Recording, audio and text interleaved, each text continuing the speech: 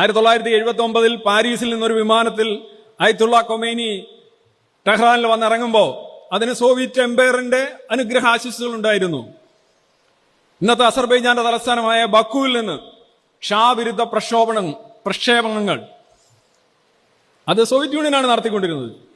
എന്നിട്ട് അവിടെ ഒരു കമ്മ്യൂണിസ്റ്റ് പാർട്ടി ഉണ്ടായിരുന്നു, ടു ഡേ പാർട്ടി എന്നാണ് അതിന് പറയുന്നത്. അവരോട് പറഞ്ഞു, ദേ ഈ വരാൻ പോകുന്ന ആള് വലിയൊരാളാണ്, അയാള് ആന്റി അമേരിക്കയാണ്, ആന്റി ഇമ്പീരിയലിസ്റ്റ് ആണ്, അതുകൊണ്ട് നമ്മൾ സപ്പോർട്ട് ചെയ്യണം, എന്നിട്ട് നമ്മൾ സഹകരിക്കണം, കൂടണം. എന്നിട്ട് നമ്മൾ കുറച്ച് കഴിയുമ്പോൾ ഇയാളൊരു പഴഞ്ചനായതുകൊണ്ട് ഈ മതഭരണകൂടത്തെ എല്ലാവരും വെറുക്കും. അപ്പോഴത്തേക്ക് നമുക്ക് വിപ്ലവം നടത്തി ഇറാനങ്ങ് ചുവപ്പ് നിറത്തിലേക്ക് മാറ്റാം എന്നായിരുന്നു അന്നത്തെ ഒരു ഉദ്ദേശം. നടന്നില്ല. 79 കൊമേനി വന്നു. 82 ആയപ്പോഴത്തേക്കൊക്കെ കമ്മ്യൂണിസ്റ്റ് പാർട്ടിയിൽപ്പെട്ട ഈ ടു ഡേ പാർട്ടി പിന്നെ 2 ഡേ മാത്രമായി. എങ്ങനെ ഇവന്മാരെ വിളിച്ചുകൊണ്ട് വന്ന് കൂട്ടമായിട്ട് കൊണ്ടുവന്ന് പബ്ലിക് ടെലിവിഷനിൽ കൊണ്ടുവന്ന് കൺഫസ് ചെയ്യുക, ഞങ്ങൾ ഈ രാജ്യത്തെ ഒറ്റുകൊടുത്തവരാണ്, ഞങ്ങൾ സോവിയറ്റ് യൂണിയന്റെ ചാരന്മാരാണ്, ഞങ്ങൾ മഹാവൃത്തിയോട്ടന്മാരാണ്, ഞങ്ങൾ ഈ ലോകത്ത് ഇല്ലാതിരിക്കുന്നതാണ് നല്ലത്, ഞങ്ങൾ തെറ്റുകാരാണെന്ന് ഇങ്ങനെ കൺഫസ് ചെയ്യിക്കുന്നു.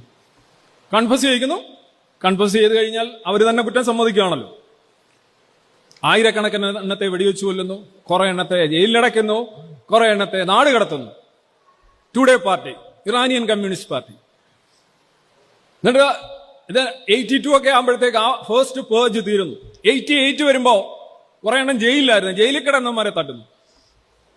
അങ്ങനെ മൊത്തത്തിൽ കമ്മ്യൂണിസ്റ്റ് പാർട്ടിക്ക് ഒരു രുചി വിഭവസമ്പന്നമായ ഒരു വിരുന്നൊരുങ്ങിക്കൊണ്ടാണ് നമ്മുടെ കൊമേനി അവിടെ ആറാടിയത്. കാര്യം കൊമേനി ഭയങ്കര ആന്റി കമ്മ്യൂണിസ്റ്റ് ആയിരുന്നു. കാരണം പുള്ളി മാർക്സിസ്റ്റുകൾക്ക് ദൈവമില്ല എന്നുള്ളൊരു അന്ധവിശ്വാസം കൊമേനിക്കുണ്ടായിരുന്നു. കൊമേനിക്ക് നമ്മുടെ നാട്ടിലെ മാർക്സിസത്തിന്റെയൊക്കെ ചരിത്രം ഒന്ന് പഠിപ്പിച്ചു കൊടുത്തിരുന്നെങ്കിൽ ഈ മാർക്സിസ്റ്റുകാരോട് ഇത്ര വലിയ അട്രോസിറ്റി അവിടെ ചെയ്യുമായിരുന്നില്ല.